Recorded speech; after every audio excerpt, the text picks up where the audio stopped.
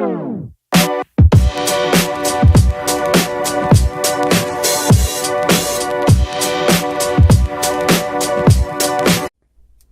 what's up guys? This is Will and I'm back with another video.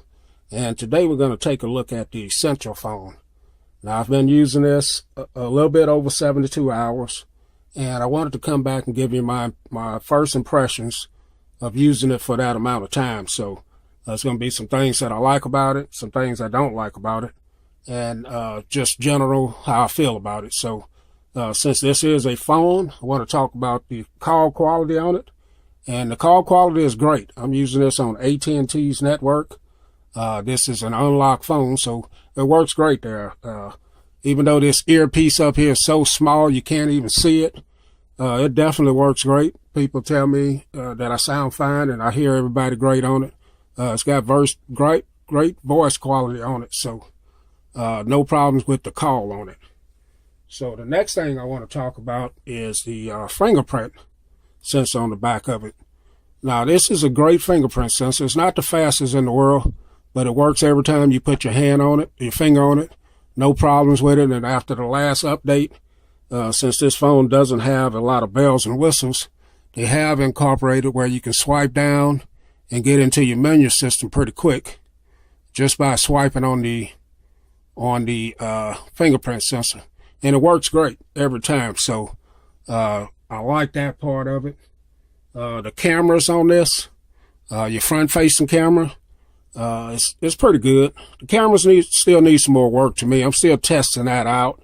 I've done some videos on it, and they come out pretty good. No OIS, so that's the thing that kind of bothers, makes it not so great for me. But the quality looks great on them. Some more testing to be done on the camera. So.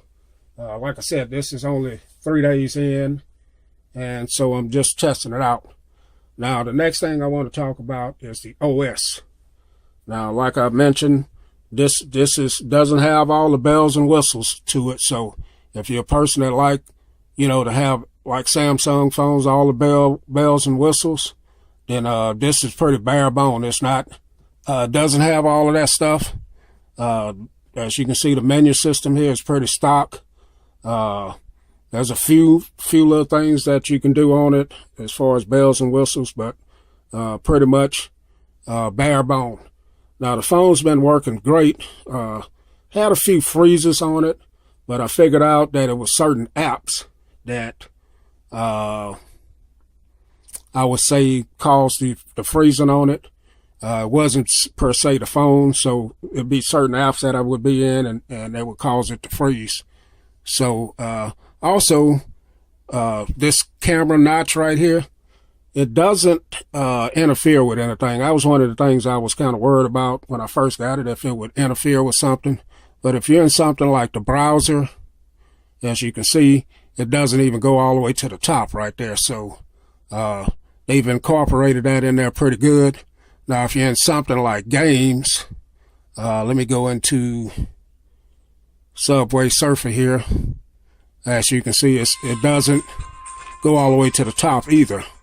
So if I'm in something like email, like my email here, it goes all the way to the top, but it's not interfering with anything. So they've got it incorporated in there pretty well. Like this wallpaper here, you can see that it's all the way up to the top, but it's no big deal on that. So that's worked in there pretty good. The speaker on this thing, easy to cover up, but it's really loud. The speaker's really loud. Sounds pretty good. Not the best sounding speaker in the world, but it sounds pretty good. The battery life on this, I'm getting great battery life. I'm getting 5 to 6 hours strain on time easily, and it charges quick. Really great battery life. I really like the battery life on it. Let's see what I got. The build quality, ooh man, you can't beat this. It has a little heft to it. It's solid.